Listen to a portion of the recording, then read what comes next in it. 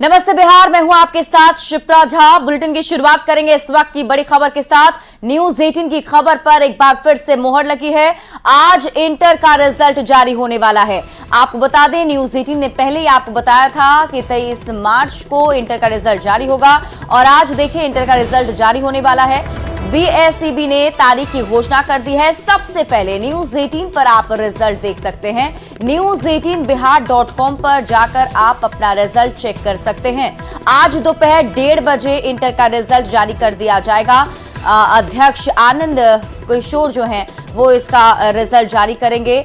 सबसे पहले न्यूज 18 बिहार झारखंड ने आपको एक खबर बताई थी कि 23 मार्च को इंटरमीडिएट का रिजल्ट जारी होने वाला है और अब इस पर मोहर लग गई है। और पटना से आपको बड़ी खबर बता दें, दबंग कैदियों को स्थानांतरित किया गया है। लोकसभा चुनाव को लेकर यह बड़ा फैसला लिया गया है। कैदियों में राजबल्लभ यादव भी शामिल है। आरजेडी के पूर्व विधायक हैं राजबल्लभ यादव। राजबल्लभ को विशेष कारा भागलपुर भेजा गया है। राजबल्लभ यादव नवादा की वर्तमान विधायक विभा देवी के पति हैं। राजबल्लभ पर नाबालिग से दुष्कर्म का आरोप है। तो दबंग कैदियों को स्थानांतरित किया गया है। लोकसभा चुनाव को लेकर यह बड़ा फैसला लिया गया है, जिसमें बताया जा रहा है कि अब जो अपराधी बताए जा रहे हैं राजबल्लभ यादव, उनसे भी अब विशेष भागलपुर कारा में शिफ्ट किया जाएगा। दुष्कर्म के बाद राजबल्लभ यादव को सजा मिली है और फिलहाल अब जानकारी के मुताबिक उन्हें भागलपुर विशेष कारा में शिफ्ट किया जाएगा।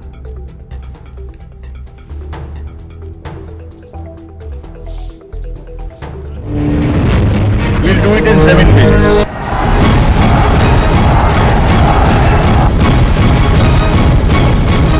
भारतीय जनता पार्टी 17 सीटें, जनता दल यूनाइटेड 16 सीटों पर एनडीए के साथ लड़ेगी।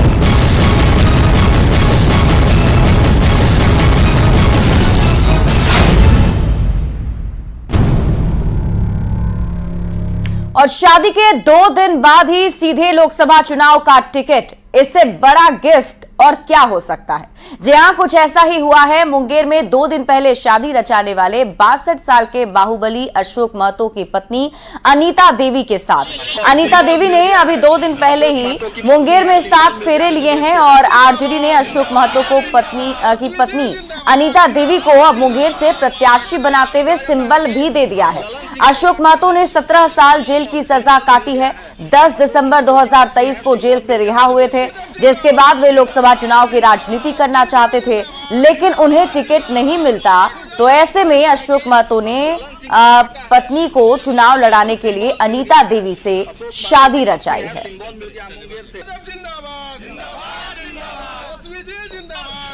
मैडम को टिकट मिला है। जीत की कितनी आश्वस्तता है?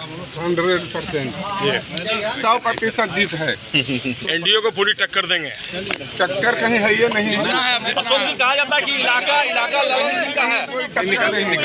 बहुत अच्छा लग रहा है और संपूर्ण विश्वास है, क्योंकि पूरी जनता का विश्वास है। और क्या कहेंगे, किस तरह से चुनाव प्रचार करेंगे, क्या कहेंगे? आशीर्वाद हमें मिल गया है और मैं मुंगेर की बेटी हूँ और कुर्मी धानुक परिवार से आती हूँ, जाति से आती हूँ और मुंगेर में किसी दूसरे व्यक्ति की एंट्री बर्दाश्त बिल्कुल भी नहीं की जाएगी।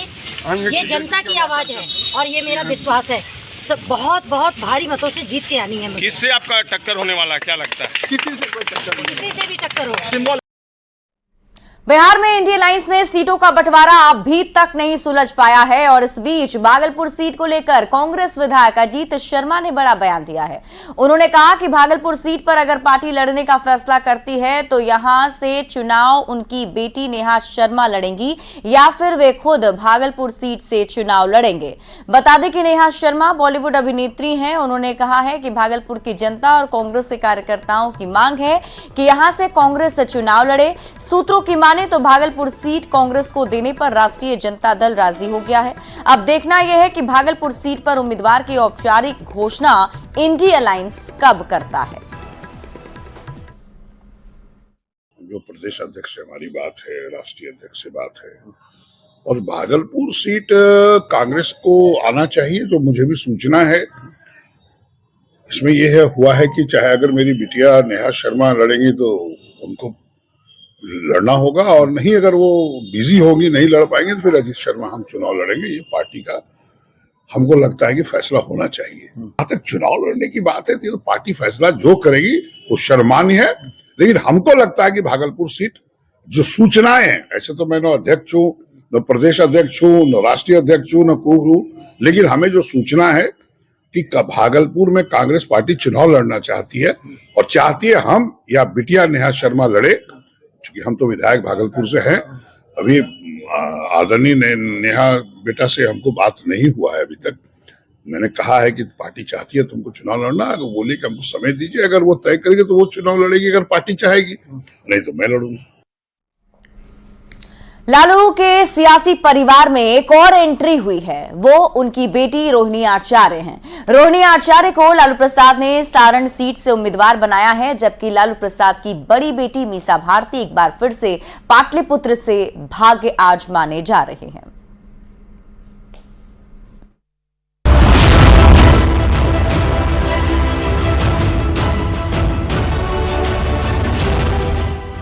आरजेडी के प्रदेश महासचिव राजबल्लभ यादव के भाई विनोद यादव ने कार्यकर्ताओं की अनदेखी का आरोप लगाते हुए पार्टी के सभी पदों से इस्तीफा दे दिया। विनोद को नवादा से टिकट देने का भरोसा दिया गया था, लेकिन टिकट नहीं मिली। दूसरी ओर लालू परिवार से सियासत में एक और एंट्री हुई है, और वो है उनकी बेटी रोहिणी आचार्य। पिता को किडनी डोनेट कर चर्चा में आई रोहिणी फिलहाल सिंगापुर में रहती है। पार्टी उन्हें सारण सीट से चुनाव लड़ाने जा रही है। इस लोकसभा चुनाव में लालू की दो बेटियां चुनावी मैदान में हैं। बड़ी बेटी मीसा भारती पाटलिपुत्र से एक बार फिर किस्मत आजमाने जा रही हैं, तो रोहिणी आचार्य सारण से चुनावी पारी का शंखनाद करेंगी। रोहिणी के सक्रिय राजनीति में आने के बाद लालू प्रसाद का सियासी कुनबा और ज्यादा बड़ा हो गया है। लालू प्रसाद खुद आरजेडी के राष्ट्रीय अध्यक्ष हैं। पत्नी राबड़ी देवी विधान परिषद की सदस्य और विधान परिषद में नेता प्रतिपक्ष हैं। लालू प्रसाद के दोनों बेटे विधायक हैं। छोटे बेटे तेजस्वी यादव बिहार के डिप्टी सीएम रहे हैं। फिलहाल वो बिहार विधानसभा में नेता प्रतिपक्ष हैं। तो बड़े बेटे तेज प्रताप यादव फिलहाल विधायक हैं और बिहार सरकार में मंत्री पद की जिम्मेदारी संभाल चुके हैं। बेटियों की यदि बात करें तो लालू प्रसाद की सबसे बड़ी बेटी मीसा भारती राज्यसभा सांसद हैं और एक बार फिर पाटलिपुत्र सीट से भाग्य आजमाने जा रही हैं, जबकि रोहिणी आचार्य को सारण से पार्टी का टिकट मिला है। आरजेडी जैसी पार्टियों पर बीजेपी और खासकर पीएम मोदी परिवारवाद का आरोप लगाते रहे हैं। पीएम कहते हैं परिवारवाद की वजह से टैलेंटेड लोगों की हकमारी हो जाती है। वैसे रोहिणी की सक्रिय राजनीति में एंट्री भले अभी हो रही हो, लेकिन वो काफी पहले से सोशल मीडिया पर एक्टिव रही हैं। अब जनता उन्हें कितना पसंद करती है ये तो रिजल्ट ही बताएगा, पर उसके पहले ये जरूर कहा जा सकता है कि सियासत में लालू परिवार का कुनबा और बड़ा हुआ है। न्यूज़ 18 के लिए पटना से रवि एस नारायण और नवादा से अनिल विशाल की रिपोर्ट। बिहार के डिप्टी सीएम सम्राट चौधरी ने लालू प्रसाद पर तीखा हमला किया है। सम्राट चौधरी ने आरोप लगाया कि लालू प्रसाद एक तानाशाह हैं और वे गुंडों के बल पर बिहार में चुनाव जीतना चाहते हैं। लालू प्रसाद धन बल के प्रभाव से चुनाव जीतना चाहते हैं, लेकिन बिहार की जनता पीएम मोदी के साथ है। देखिए, लालू प्रसाद जी तानाशाह हैं, गुंडों के बल पर बिहार में चुनाव जीतना चाहते हैं, धन बल के प्रभाव में चुनाव जीतना चाहते हैं। बिहार की जनता नरेंद्र मोदी जी के साथ है, जनता जवाब देगी। तो रोहिणी आचार्य और मीसा भारती को टिकट देने की चर्चा पर डिप्टी सीएम विजय सिन्हा ने कहा है कि जब आरजेडी परिवार की ही पार्टी है तो इस कड़ी में अभी और भी लोग आ सकते हैं, और जब परिवार के सभी सदस्यों का कोटा पूरा हो जाएगा तब पार्टी के सदस्यों को टिकट दिया जाएगा। ये महागठबंधन की एकजुटता प्रदर्शित हो रही है। महागठबंधन के लोग जो एनडी गठबंधन बनाए थे, तो उस गठबंधन का असली स्वरूप अब दिखाई पड़ रहा है। ये नीयत में खोट रख के नीति कभी सफल नहीं हुई है। इस तरह के लोग हमेशा अपने स्वार्थ और अपने अवसरवादिता की राजनीति को प्राथमिकता देते हैं। मीसा भारती के बाद अब रोहिणी आचार्य को टिकट देने की बात छपरा से की जा रही है। तमाम छपरा के लोग से अभी और नए लोग भी आ सकते हैं। पूरा परिवार की पार्टी है तो परिवार के लोग को प्राथमिकता रहेगी। जब परिवार में कोई और लड़ने वाला नहीं होगा तभी किसी को अवसर मिलेगा। तो लालू प्रसाद की बेटी रोहिणी आचार्य की राजनीति में एंट्री को लेकर मंत्री जनक राम ने लालू परिवार और आरजेडी पर तंज कसा है।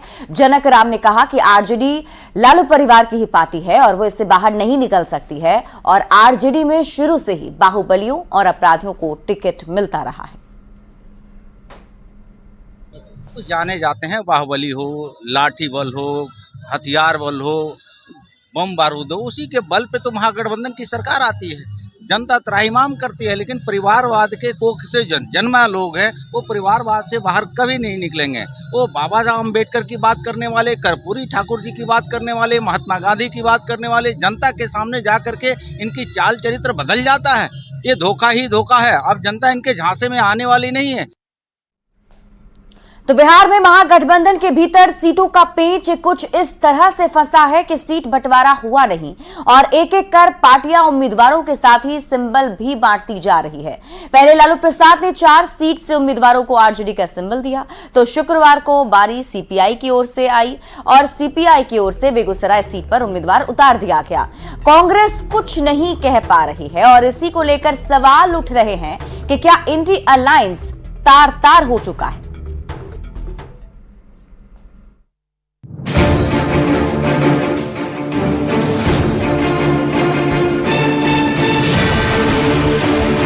महागठबंधन की पार्टियों में सीटों का गणित क्या होगा, इसे लेकर पहले बैठकें होती रही। दावे किए जाते रहे कि सब कुछ ठीक है, गठबंधन में कहीं कोई पेंच नहीं है, पर सीट शेयरिंग हुई नहीं और पार्टियों के बीच उम्मीदवारों के साथ ही सिंबल तक बांट दिए जा रहे हैं। सबसे पहले आरजेडी अध्यक्ष लालू प्रसाद ने 4 सीट के लिए कैंडिडेट उतारे। सभी को पार्टी का सिंबल भी दिया। गया सीट से कुमार सर्वजीत लड़ेंगे चुनाव, अभय कुशवाहा औरंगाबाद से चुनाव लड़ेंगे। नवादा से श्रवण कुशवाहा को आरजेडी का सिंबल मिला, तो सुरेंद्र यादव जहानाबाद से आरजेडी प्रत्याशी बनाए गए। अर्चना रविदास जमुई से उम्मीदवार बनाई गई है। सिंबल बांटने की शुरुआत लालू प्रसाद ने की तो बांका सीट से भी जयप्रकाश यादव को आरजेडी की तरफ से लालू प्रसाद ने सिंबल दे दिया।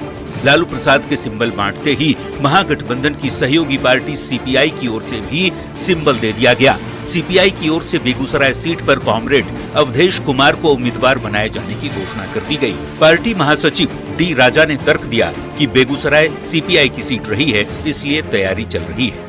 Talks are going on and as of now we are given to understand Begusarai seat is considered to CPI and Begusarai seat we are preparing and in fact we have chosen our candidate also, Comrade Avdesh Roy. महागठबंधन में seat sharing के बगैर पार्टियों की ओर से symbol बांटे जाने पर NDA की ओर से चुटकी ली जा रही है और नेता लालू प्रसाद के बहाने कांग्रेस पर तंज कस रहे हैं। देखिए, माननीय लालू जी बिहार के नहीं देश के बहुत बड़े नेता हैं। लालू जी चाहे तो 4 क्या 14 सिंबल बांट सकते हैं, पर इसके ऊपर ज्यादा बेहतर टिप्पणी महागठबंधन के लोगों से ही पूछें तो अच्छा रहेगा। कांग्रेस के चाहने से होगा भी नहीं। बिहार के अंदर कम से कम इन जो इंडिया गठबंधन है उसमें तो जो आरजेडी कहिए या लालू प्रसाद जी कहिए, जो वो चाहेंगे वही होगा। वहाँ एक ही फार्मूला है, खाता न बही या जो लालू जी कहे वही सही। बिहार कांग्रेस के अध्यक्ष अखिलेश सिंह ने गुरुवार को लालू प्रसाद और तेजस्वी यादव से लंबी बातचीत की थी। कहा था कहीं कोई दिक्कत नहीं है। यदि कोई दिक्कत नहीं है तो फिर सीटों का ऐलान सामूहिक रूप से महागठबंधन के नेता क्यों नहीं कर रहे। सवाल ये भी कि सीटों के खेल में आरजेडी और लेफ्ट के नेता क्या कांग्रेस से 2 कदम आगे निकलने की होड़ में है। ऐसे में समझना मुश्किल नहीं कि इंडी अलायंस कितना एकजुट है। Bureau report, news 18। और जन अधिकार पार्टी के प्रमुख पप्पू यादव ने अपनी पार्टी का विलय कांग्रेस में कर दिया। पर लालू प्रसाद की ओर से एक के बाद एक कई कैंडिडेट को आरजेडी का सिंबल बांटे जाने पर कांग्रेस नाराज है। नाराजगी की खबर तो पप्पू यादव की कांग्रेस में एंट्री को लेकर भी सामने आ रही है। आखिर चुनाव से पहले क्यों कांग्रेस और आरजेडी में बढ़ रही है तल्खी, इस रिपोर्ट के जरिए समझिए।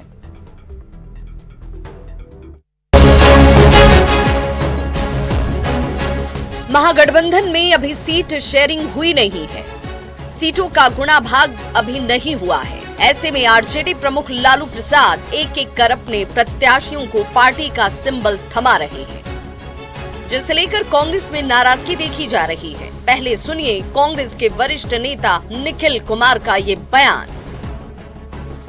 लेकिन जिस तरह से होनी चाहिए, जिस तरीके की प्रक्रिया होनी चाहिए, वो इसमें अडॉप्ट नहीं की गई है।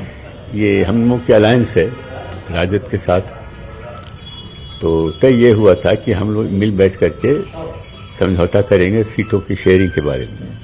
तो सीटों की शेयरिंग के बारे में बात अभी पूरी नहीं हुई, और अगर पूरी नहीं होने के बावजूद घोषणा की जा रही है तो ये तो अलायंस धर्म के खिलाफ बात है। आरजेडी की ओर से लगातार सिंबल बांटने पर कांग्रेस नाराज है, तो वहीं जन अधिकार पार्टी के प्रमुख पप्पू यादव की कांग्रेस में अपनी पार्टी का विलय कराए जाने पर भी खुले दिल से स्वागत बोलने में भी कांग्रेस के नेता बचते नजर आ रहे हैं।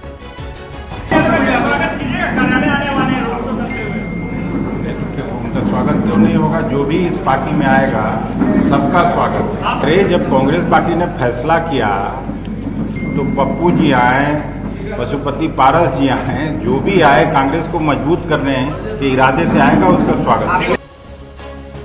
लोकसभा चुनाव से पहले सीटों का पेच सुलझे ये बड़ी बात है। दावे चाहे जो कर लिए जाएं, पर लालू प्रसाद की सीटों के बांटने को लेकर कांग्रेस में नाराजगी जरूर देखी जा रही है।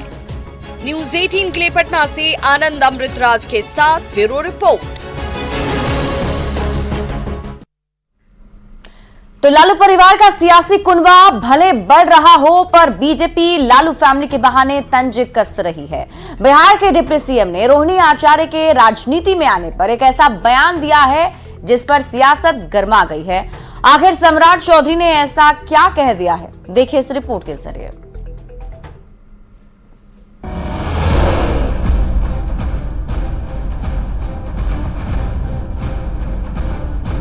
सीट बंटवारे से पहले ही आरजेडी की ओर से लगातार उम्मीदवारों का ऐलान किया जा रहा है।